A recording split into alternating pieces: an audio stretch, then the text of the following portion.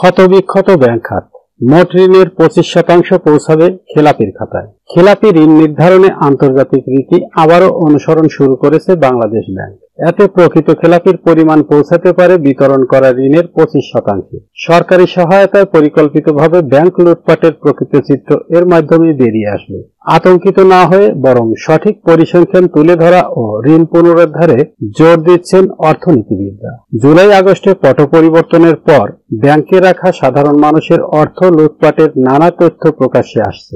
আওয়ামী সরকারের দেড় যুগে কৌশল আর ক্ষমতার দাপটে নানাভাবেই ব্যাংক থেকে বের করে নেওয়া হয়েছে লাখ লাখ কোটি টাকা। ভুয়া নথিপত্রের মাধ্যমে ঋণ ছাড় আর একাধিক সার্কুলার দিয়ে মন্দ ঋণেরও কখনো 10%, কখনো 2% অর্থ জমা দেওয়ার সুযোগ দিয়ে পুনঃতহবিল বা ভালো শ্রেণীর ঋণ হিসেবে যোগ করার অর্থনৈতিক সুযোগ দিয়েছে খোদ বাংলাদেশ ব্যাংক।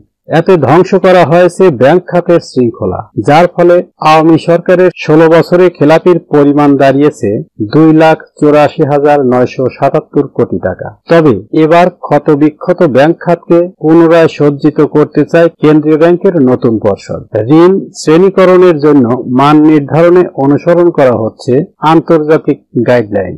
এতে 90 দিনে একজন গ্রাহক ঋণের কিস্তি পরিশোধে ব্যর্থ হলে তাকে মন্দ গ্রাহক হিসেবে নির্ধারণ করতে পারবে ব্যাংকগুলো। এমন উদ্যোগে ব্যাংক খাতে খেলাপির পরিসীমা মোট বিতরণ করা ঋণের 25% ছাড়িয়ে যেতে পারে বলে আশঙ্কা করছেন বাংলাদেশ ব্যাংকের governor doctor Ahsan H Mansur. তিনি বলেন, খেলাপি ঋণের আসল চিত্র তুলে ধরা হবে, এটি কমিয়ে রাখার কোনো ইচ্ছে নেই।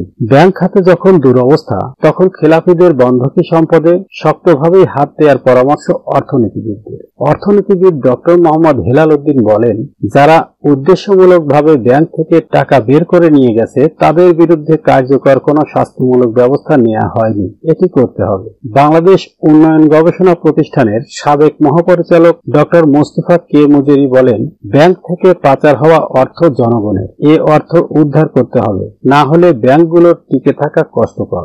ঘুণে ধরা ব্যাংক খাতে সেপ্টেম্বর পর্যন্ত জমা হওয়া অর্থের পরিমাণ ছিল 18,25,339 কোটি টাকা। এর মধ্যে বর্তমানে খেলাপির খাতায় যুক্ত হয়েছে মোট ঋণের প্রায় 17% অর্থ।